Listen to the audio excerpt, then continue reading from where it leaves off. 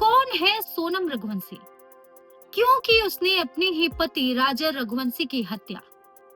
आखिर कब से चल रहा था सोनम का राज कुशवाहा से प्रेम प्रसंग? कौन कौन लोग इस हत्या में शामिल? इस पूरे हत्याकांड का मास्टरमाइंड कौन? आखिरकार ये जो भी हुआ इसका जिम्मेदार कौन? प्रशासन अभी किस चीज की छानबीन में जुटी है? पुलिस के हाथ क्या कुछ लगा है? इस पूरे केस में क्या क्या अपडेट्स हैं? आइए इन तमाम चीजों के बारे में हम इस वीडियो में जानते हैं और इसी के साथ आपको सोनम रघुवंशी से रूबरू कराते हैं और इस पूरे मामले की पूरी कहानी आपको डिटेल में समझाते हैं। इस पूरे कहानी को समझने के लिए आपको उस दौर में जाना होगा जिस दौर में सोनम रघुवंशी और राजा रघुवंशी की मुलाकात हुई थी। दरअसल रघुवंशी परिवार में एक रिवाज है कि रामनवमी के अवसर पर वो शादी के लिए पर्चा डालते हैं और उसके बाद शादी तय करते हैं।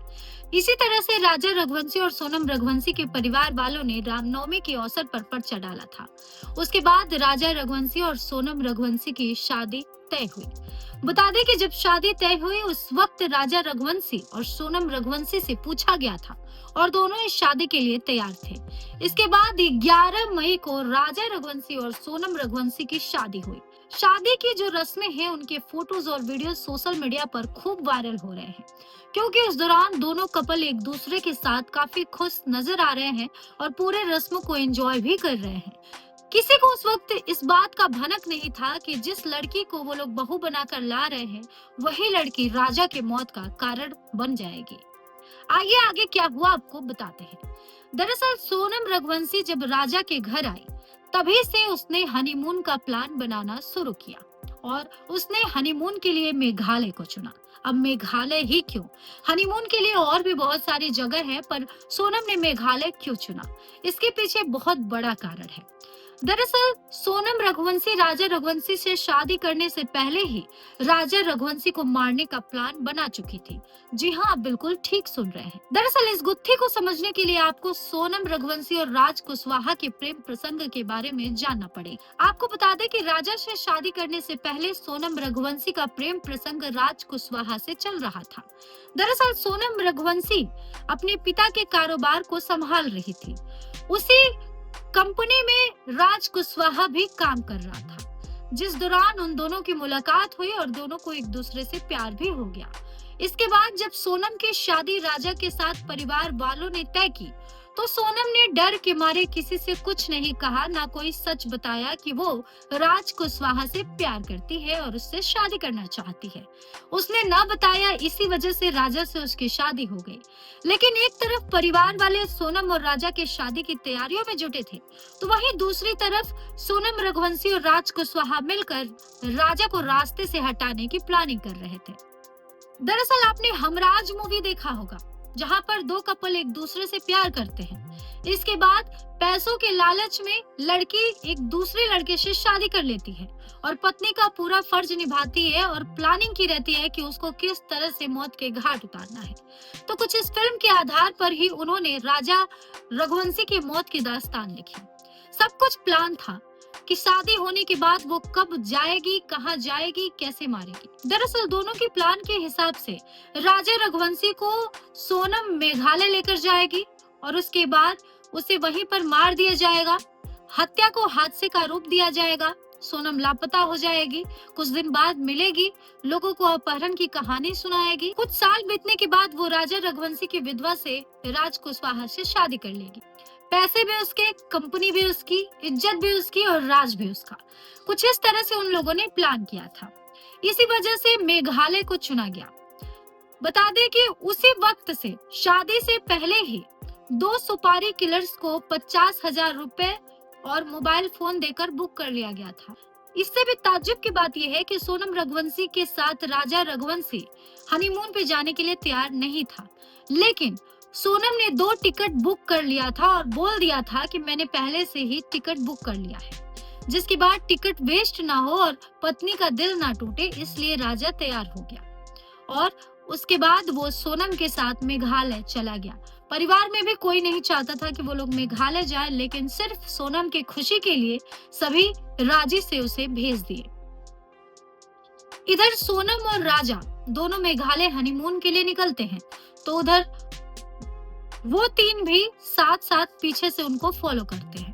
पहला तो राज कुशवाहा और दूसरा वो दो सुपारी किलर्स, जिन्हें सुपारी मिली थी राजा कुशवाहा को रास्ते से हटाने की। इसके बाद हनीमून के 48 घंटे के अंदर प्लानिंग के हिसाब से राजा रघुवंशी को मौत के घाट उतार दिया जाता है और सोनम वहां से लापता हो जाती है। सबसे पहले तो इस पूरे मामले में हादसे का एंगल समझ में आता है।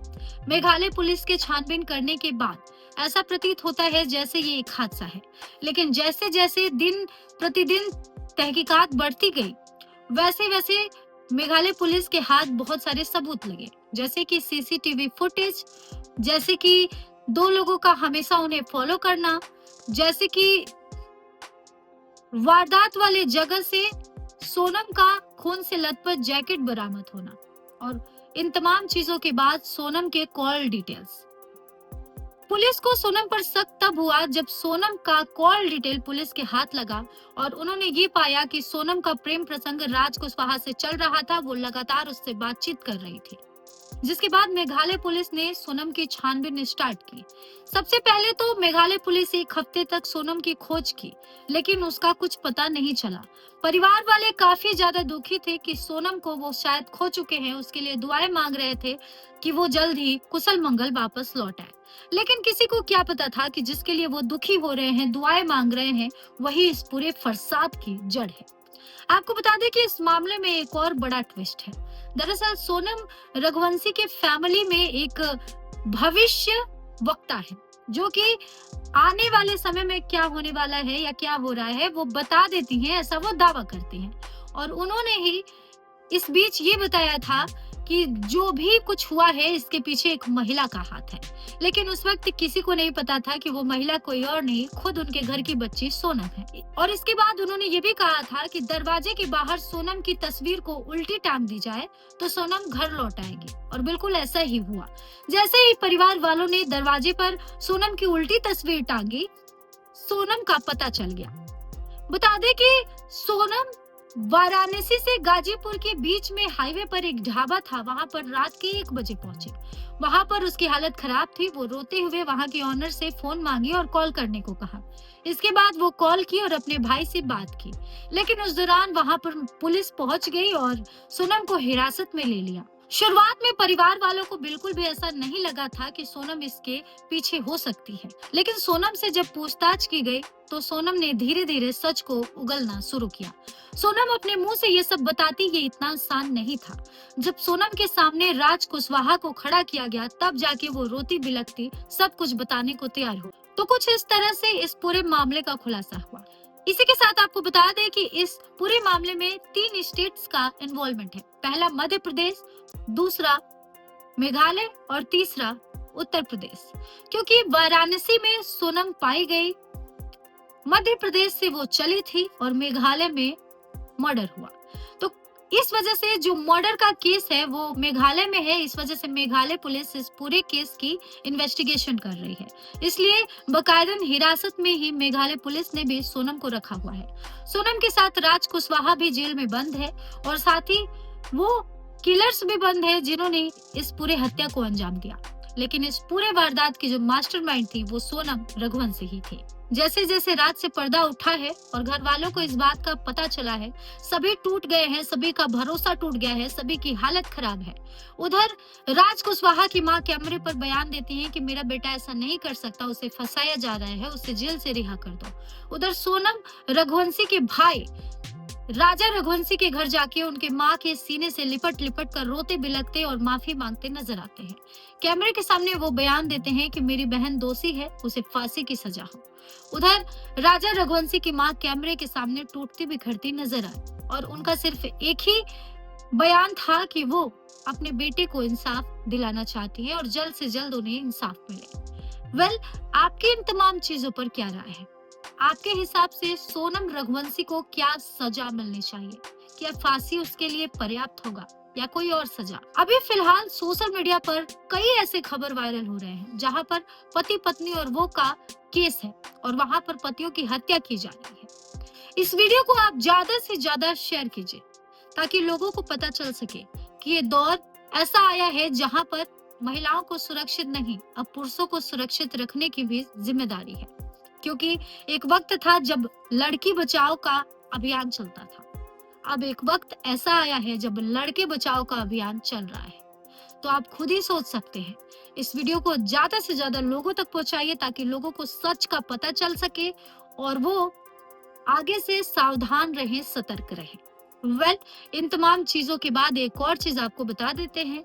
सोनम रघुवंशी के परिवार से उनके पिता का भी बयान सामने आया है। पिता ने कहा है कि सोनम बहुत अच्छी बच्ची थी, पढ़ने में भी काफी अच्छी थी, वो उनका बिजनेस संभाल रही थी, लेकिन उन्हें ये पता नहीं था कि सोनम ऐसा कुछ कर सकती है। सोनम के पड़ोसियों से पूछताछ हुई तो सोनम के पड़ोसियों का कहना ये था कि वो बहुत सीधी थी, बहुत अच्छी थी और सबको बहुत प्यार करती थी। वो इस तरह की आपराधिक गतिविधि कर सकती है, हम ऐसा सपने में भी नहीं सोच सकते थे। वो क्या सोची, उसने ऐसा क्यों किया, ये हमें नहीं पता। वहीं सोनम के भाई का ये भी बयान है कि राज कुशवाहा सोनम को दीदी बोलता था और सोनम उसे 3 साल से राखी बांधती थी, लेकिन फिर भी इस रक्षाबंधन के त्योहार के इस रिश्ते के पीछे भी प्रेम प्रसंग था, ये उन्हें नहीं पता था। अब इस बात में क्या सच क्या झूठ ये कहना तो गलत होगा, क्योंकि पूरा बयान सोनम ने दे दिया है कि किस तरह की चीजें हुई है और क्या कुछ हुआ है। मेघालय पुलिस के हाथ जो भी सबूत लगे हैं उसके आधार पर सोनम, राज और वो सुपारी किलर्स गिरफ्तार है। फिलहाल एक बार फिर से लड़कों की सुरक्षा को लेकर सवाल उठाए जा रहे हैं। आपको इन तमाम चीजों पर क्या कहना है? आप अपनी राय कमेंट में शेयर करें। जानकारी अच्छी लगी हो वीडियो को लाइक करें, शेयर करें, कमेंट करें और हमारे चैनल को सब्सक्राइब करें।